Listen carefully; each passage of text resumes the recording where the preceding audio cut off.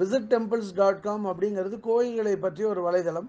இன்றைக்கி இந்த visittemples.com மூலியமாக நம்ம வேலூர் சத்வாச்சாரி பகுதியில் வெங்கடாபுரம் அப்படிங்கிற இடத்துல இருக்கிற தீர்த்தகிரி வடிவேல் சுப்பிரமணியர் கோயிலை பற்றி சொல்ல போகிறோம். இந்த கோயிலுக்கு தீர்த்தகிரி முருகன் கோயில்னு ஒரு பேர் இருக்குது. இது வந்து சென்னை பெங்களூர் தேசிய நெடுஞ்சாலையில் வேலூர் சத்வாச்சாரி பகுதியில் இருக்கிற ஒரு மலை கோயில்.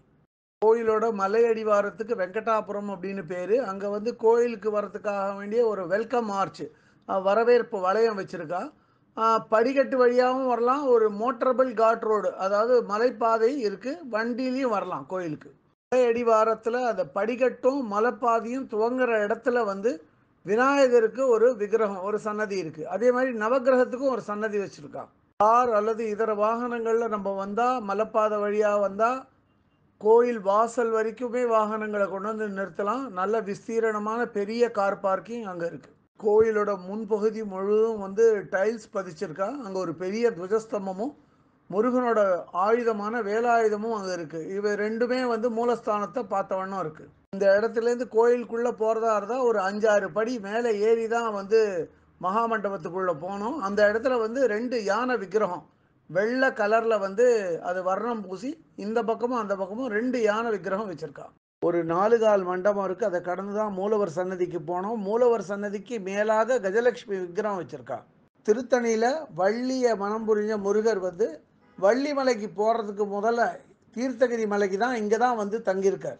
மூலஸ்தானத்தில் வள்ளி தேவசேனா சமேதரா வடிவேல் சுப்பிரமணியர் கருப்பு விக்கிரகத்தில் பளிச்சுட்டு கண்ணுக்கு ரம்யமாக காட்சியளிக்கிறார். இங்கே இருக்கிற விக்கிரகத்தை உற்று பார்த்தா வந்து வள்ளி வந்து உயரத்தில் முருகருக்கு ஈடாக நிற்பா.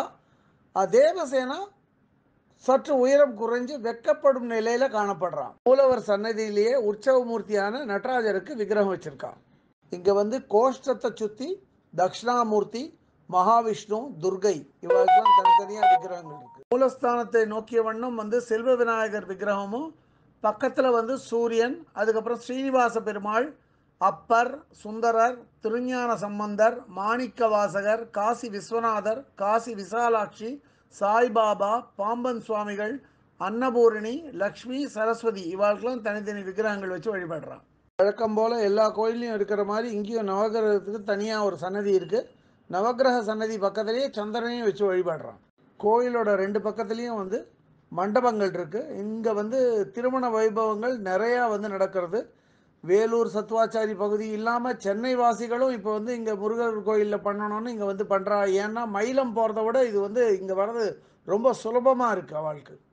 இந்த கோயிலில் வந்து கல்யாணம் ஆகிற தம்பதிகள் 1 அல்லது 2 ஆண்டுகளுக்குள்ளாக இதே கோயிலுக்கு குழந்தை செல்வத்தோடையே வந்து முருகனை தரிசிச்சுட்டு போகிறது வழக்கமாகிட்டு வருது. இப்போ இந்த மலைப்பகுதியில் இந்த கோயிலில் வந்து பாதம் முதல் உச்சி வரை சுமார் 72 அடி உயரம் உள்ள முருகன் சிலையை நிறுவிண்டு வரா.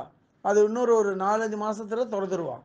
இந்த கோவிலை நிறுவிய பேர் வந்து நடராஜ முதலியார். இப்போ அவரோட மகனான சீனிவாசன் தான் இது தலைவராக இருக்கார். ஆனந்த் அப்படிங்கிறவர் தான் இங்கே வந்து அர்ச்சகராக இப்போ வந்து பணிபுரிகிறார். கோயிலை பற்றிய மேலும் விவரங்கள் தெரிய வேண்டும் அப்படின்னா visittemples.com அப்படிங்கிற வலைதளம் வெப்சைட்டுக்கு போயிட்டு இந்த கோயிலை பற்றி எழுத்து வடிவத்தில் அங்கே கொடுத்துருக்கோம், படித்து தெரிஞ்சுக்கலாம். இதுவரை இந்த காணொலியை கண்டும் கேட்டும் மகிழ்ந்த பக்தர்களுக்கு visittemples.com சார்பாக ராகவாச்சாரியர் நன்றிகள்.